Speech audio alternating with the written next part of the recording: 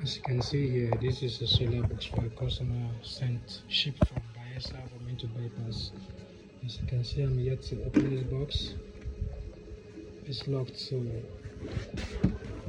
can see it's an MTM box. You can see it's still locked. So after the bypass, you all see how it's gonna be like. So let's get to work. Look, oh guys, look at what we have here. This is how this box looks like. So first and foremost, I'm gonna take out this battery and bypass this battery before working on the panel, just as usual. And if you want this kind of batteries, I build them. This battery costing nothing less than 75,000 naira for this battery pack. If you want it, you can always hit me up on Instagram at Arabic with Kings. You can get you this battery and get you a better battery bigger than this. For just as low as 95k for a bigger battery of this size. But for exactly this battery, you pay at least 75k to get exactly this battery. So this is the panel, and I'm gonna walk you through how to bypass this battery again. This is a Lumos battery.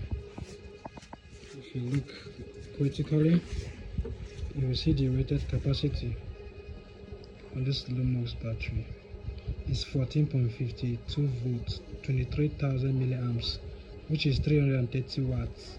So this 23,000 milliamps, that's the actual capacity for this.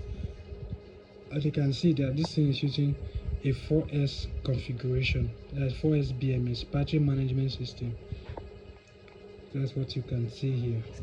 So to open this battery, you see this black thing, you have to remove it with a knife or something. You peel these black lines all out. After peeling it, you see the iron in between, that place, the weld. You're just going to file it down. Don't file it till you break to the battery.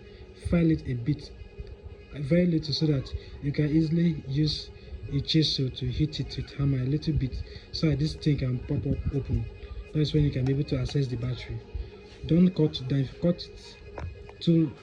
If you cut it very low, lower than if you just go below this line, you are seeing this line here. If you cut it below this line, you're going to affect the battery. You're going to cut into the battery. So make sure that you're not cutting, your depth of cut should not get to this place, just a little, as half of it, so that you can be able to hit this thing outer, like you hit it from inside. You put your chisel like this, you hit it out so that this thing can pop up open. Okay, that's how you open this battery, guys. As you can see, this where we file this battery, you can see we file it a little before hitting it like this. Open, hit it from this side, hit it like that, round. That's how you hit it. Hit it from this side, this angle, hit it towards this side, so that you can easily break the line, which you can open this battery. So now we're done with that. So we'll open this battery. After we open the battery now, we can talk about the bypassing now. Don't forget, as usual, you're seeing these two red wires. Whatever you do here, make sure that you don't touch any other thing here. Only these two wires. Link this red and this red together only. Don't breach anything here. Be careful. Just, you can still unstill solder from this red here to this red here. That's what you just do. That's all you should do. Don't do any, let it go anywhere around this battery anymore. Just these 2 points, and then you couple this battery back. Then you go to the panel and you bypass those capacitors I've showed you. I will soon use that panel to show you further, so you can see it very clear. So let's proceed. Let me do this one now. You can see on this panel here, this is a full panel, but let me zoom you close. If you look, you see this capacitor here, this capacitor here, you see this one here, this is where you tap here. Okay. Let me use the pointer to point it very clear. Look at it very well. You see how you tap from this capacitor here, plus here. You see the plus you are seeing here, plus here, to this other plus you are seeing here.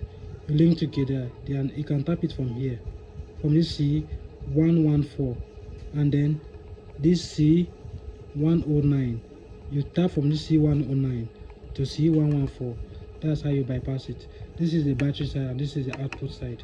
You send it, then this place will receive power, all of them. Then for here, you are seeing here, this place you can remove it and put your car charger. And I always recommend you can create a port and put your car charger there if you choose to. Okay, this is the back, but you don't need to do anything at the back here. Okay, and if you want a solar box like this, I build it of this same 23 amps. I built solar box like this, and I built the one better than this one. My one I built is 40 amps. So you can also always DM me for that one. So back to this M10 box. So if you have done this one here and I've done this battery bypass, look at this is the battery bypass. These two red linked together. This wire you are seeing here is one that's linking both of them together. You can see from this side. Hope you can see very clear. That's how you do the bypass.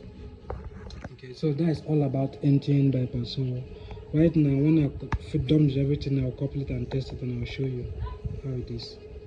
Now, if you look closely, I've done the bypass for this panel as well. You can see where I soldered these capacitors. The C114 and the C10 something, 104 or so. You can see. These are the spots I soldered. I soldered from here. You can see this particular area, C114, to this other terminal here. You can see. Understood? Or you can solder from here if you are smart enough. You can do it here and do it here, but all the same. You say do it here, or you do it from this capacitor, BB capacitor. They are all the same thing. That's how you bypass it. So now just a couple it for testing that's left.